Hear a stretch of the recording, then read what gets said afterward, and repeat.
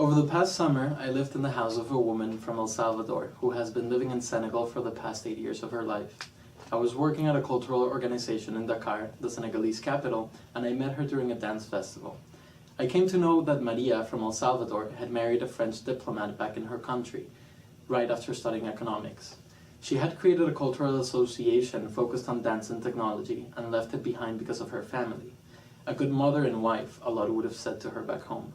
She lived in France for a while and then moved to Dakar with her newly born son because his French husband had been assigned at a United Nations mission for West Africa.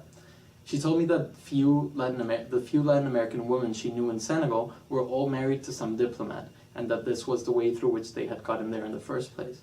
Maria said that even though they do act very shallowly and silly, there is something more beyond that apparent mask. They all live afraid. Most of their husbands are sleeping with local women, prostitutes, or their maids while they are saving the world, including Maria's husband. Most of these women didn't have a professional career that would allow them to become independent. Neither the women this men slept with nor their wives could do much to overpower this men. Once Maria realized that most of her friends lived in this fantasy world only as an escape from the chains that kept them locked to their abusive husbands, she decided she would divorce this man and build her own life in Senegal, from scratch, with her son. And she did, struggling, but she did. She left 2 weeks after I came to live in her house. Our new, yet strong friendship allowed her to trust me enough as to leave me the keys to her house, so I could live there for the next 2 weeks I had left in Senegal. Blanche was Maria's maid, who came every day except for Sundays. She was one of the few Christians in a laic country that is still composed of 95% Muslims, since she would go to church. We quickly became close friends, sharing stories about our days and our past lives. I found out that she had married someone she loved, who ended up leaving her for another woman. She had a son and lived in the southern part of Senegal. She left her son with her family so she could come up to the capital and find a job. She had been saving for the past couple of years to be able to buy a bed, a mattress, and some other things so she could move into a room in a shared apartment with her son and her nephew. She commuted every day for an hour and a half in order to get from her neighborhood to Maria's house, where she worked over 8 hours a day. I didn't pity her at all. I admired her. Not because she was your typical strong black woman, but because she knew what she wanted and she acted upon it. I felt safe with her, because it was not necessarily easy for me to be in Senegal. My position was very complex. I am from Colombia, Latin America. However, at first sight, you would think that I could potentially be just white. Mostly in Senegal, where there are not a lot of Latin Americans, and mostly anyone who is pale is instantaneously European or North American. It was not easy for me to explain that I came from a context way more similar to theirs than to the ones they imagined me coming from. That if I would put any of them in downtown Bogota for one night, they probably wouldn't even think that there are any similarities with Dakar. In many ways, I grew up hearing, seeing, and living harder things to many people in Dakar. However, beyond stupidly making these comparisons that are not specific enough to make general claims, my position was very ambiguous. I was neither black nor white. I was accepted in both circles for different reasons, and excluded from them for different reasons too. It was this feeling that allowed Maria and me to become friends in the first place. We felt the same way. So, I thought Blanche saw me for who I was, and she did, to some extent. But it's impossible to break the relations of power embedded in our collective imaginaries just by listening to stories for a couple of days. They are just too powerful. I was still, and I'm still, a privileged Latin American kid who is able to travel around the world with the money from one of the most expensive schools in the world. That's enough privilege there, and a lot of responsibility. And she knew this. Plus, she also knew that even though this money was not mine, I had it. And I was in a position of power.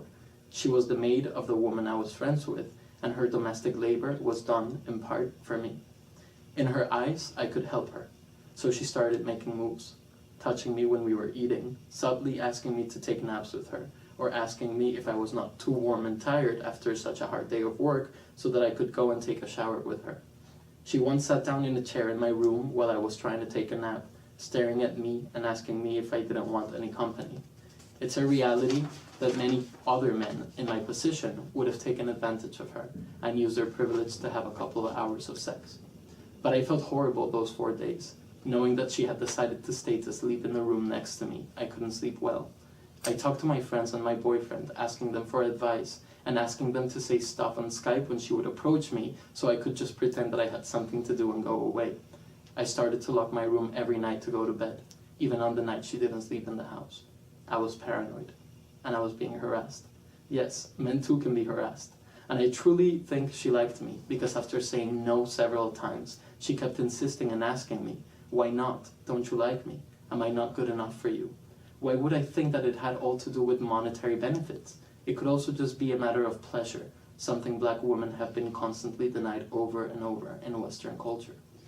One night, right after dinner, I was working on my photography sample from a workshop with children. She went to the bathroom, and after 15 incredibly long minutes, she came out in a towel and came close to me. Her arm around my shoulders and her other hand in my chest, she asked me to go to bed with her. I could feel the pressure of her hand in my shoulder, going down.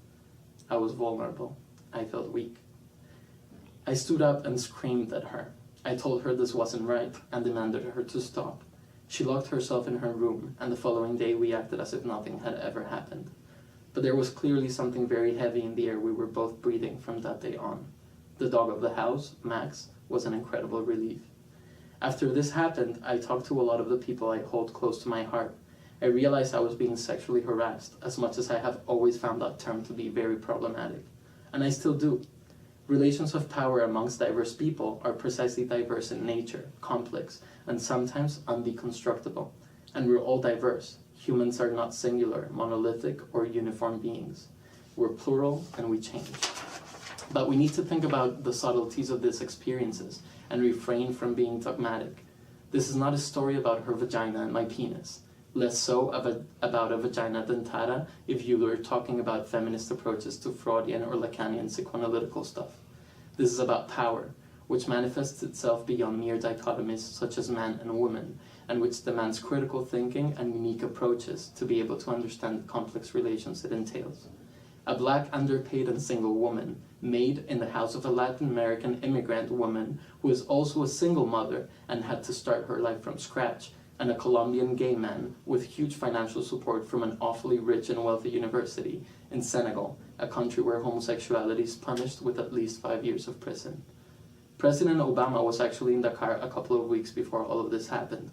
In his speech and debate with President Macky Sall, Obama mentioned that the US would enhance economic and political relations if Senegal decriminalized homosexuality, because this represented a violation to human rights.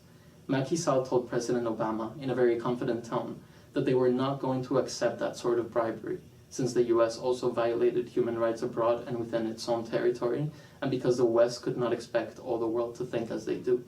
It's not a lie that organizations such as the Human Rights Committee has been spreading pro-LGBTQ legislation in third world countries, financed by one of the biggest vulture funds in the US, which are the ones responsible of impoverishing these same countries by stealing their resources, and hiding a political and ideologically imperialist agenda under the banner of human rights. This sounded just like Nicholas Kristof, and in many ways, just like Vagina Monologues.